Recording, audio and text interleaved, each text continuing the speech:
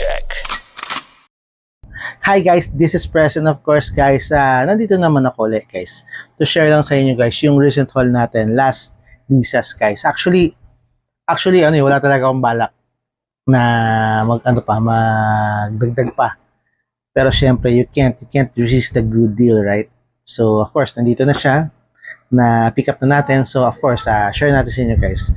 Unbox natin. So hopefully ma-test fire natin agad-agad. So, ito na guys. Yan. Yung box niya.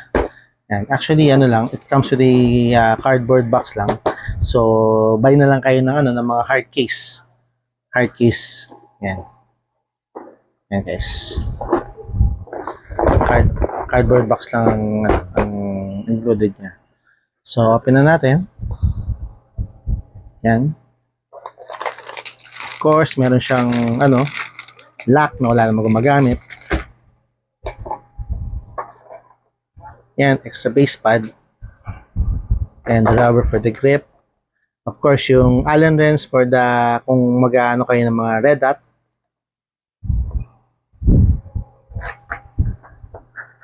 Yan, of course, the manual. The manual guys. Yan, the mga voucher, 20% off. Yan, Ruger sight na kung saan yung mga accessories na mabibili natin. Yan, actually mga typical lang.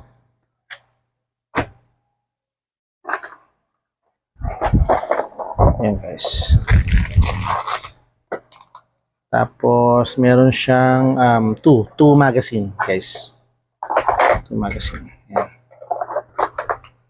Yan guys. Isang 13 rounder and of course the 10 rounder. Yan. Yan guys.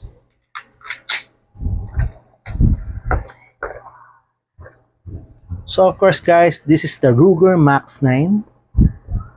Chambered in 9mm. Yan.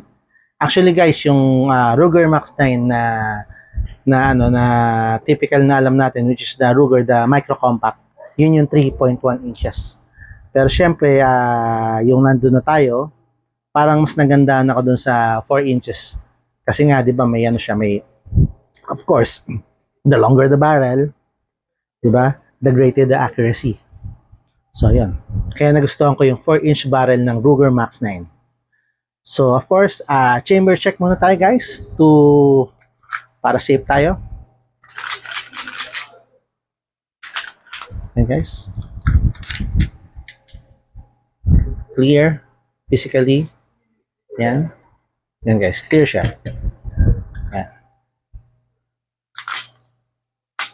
Yan. Of course guys, Ruger Max 9. What I like about this guys, ba't ko ba siya napili? Of course guys, I want a micro compact pistols guys. So I think Ruger is one of the best in terms of the micro, especially the Max 9, one of the best micro compact here in the market. So of course, nakikita nyo guys, ang ganda niya. Very slim profile guys. Very slim profile niya. Yeah. Of course guys, yung pinaka nagustuhan ko talaga sa micro compact, gusto ko talaga personally, meron siyang manual safety. So Ruger Max 9 has it. So, kita nyo guys to. Yan. Yan. For added safety, of course, in my opinion guys, gusto ko, we have options. So, gusto ko, meron siya na manual safety. Of course, added security, especially itong mga unit na to is for concealed carry. Yan guys. Yan. Of course guys, nagustuhan ko rin dito guys, meron siyang tritium sight, di ba? Yan ganda, tritium sight. So alam nyo guys, yung mga tritium sight, usually, makikita mo to sa mga high-end units. So, dito sa Ruger Max 9 guys, kasama na siya. Di ba? So, yung price na talaga, with this, dapat lalaki to guys. Pero sa Ruger Max 9, kasama na siya guys. Hindi na kayo magpapakabit. So, imagine guys, mahal to. So, nandito na siya sa unit na to. Di ba? And of course, nagustuhan ko rin dito guys, height sight siya. Yan o. Yung rear sight niya is ano na, elevated na. And elevated na. So, if we're planning to put a red dot, which is ito to direct mount to guys, direct mount.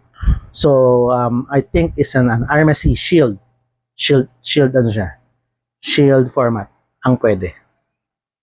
Yan, pwede mga SCRD 73 or SCR M43 sa vector, mga shield, pwede basta shield format siya guys. And ang maganda, direct mount siya, siyempre, para hindi na kayo gumastos ng mga plates. Siyempre, sa mga ibang brand is ano rin talaga, mahal talaga yung plate, hindi kasama. So, yun guys. So, makikita nyo guys, di ba? Ano natin? Ito yung ano, extended niya. Yan. Kita mo yung hands mo. The way it fits. Di ba? Snug na snug guys. Di ba? Tingnan nyo yung ano sa beaver tail natin. Yung beaver tail. Yan. Swak na swak guys. So, di ba? Yung ano niya, recoil niya, manageable kahit na micro-compact tong unit natin. Yan. Ito naman yung flash fit guys. The 10 rounder. Yan. Yan. Medyo ano lang si third finger natin, pero manageable pa rin naman, 'di ba? Considering this unit is a micro compact gun, guys. Yan. Pero if you want, meron din kasama dito. Yan. Extra base plate para ilalagay mo diyan. Yan. Para sakto-sakto sa hands mo. Kahit na yung 10 rounder na magazine ang lalagay nyo. Yan guys. Ano pa bang masasabi ko dito guys? Diba? Slim profile din siya guys. And of course, double stack siya, diba? Yung mga micro compact kasi na lumabas dati, diba? Diba? Micro compact nga, pero napaka low capacity. Pero ito mga micro compact era natin guys. Diba? Double stack na. Yan o. So you can add more capacity, diba? Minus the weight, minus the size, and plus the concealability. Yan, guys. Tingnan nyo naman, guys. Napaka-slim. Yan. Perfect na perfect for concealed carry, EDC, diba? Lalagay nyo na sa mga backpack nyo, sa mga belt bag, sa mga bag. Very, very, very compact. Yan. Saktong-sakto ang nipis. Diba? And of course, the trigger pull.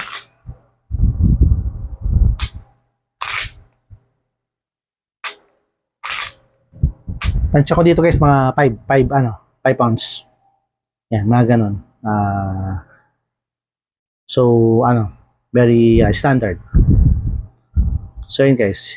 Yun lang naman yung mga napansin ko sa kanya guys. And of course, tignan nyo naman guys, yung ano niya, yung sa, ano niya, dito. Yan, very, parang sa skateboard. Yan, so, kahit grippy. Kung basa yung kamay nyo, wet, di ba? It can hold its ground. Yan. Yan, guys. Yan. Aggressive din yung niya, slide serration niya. So, you can cock your unit here or here.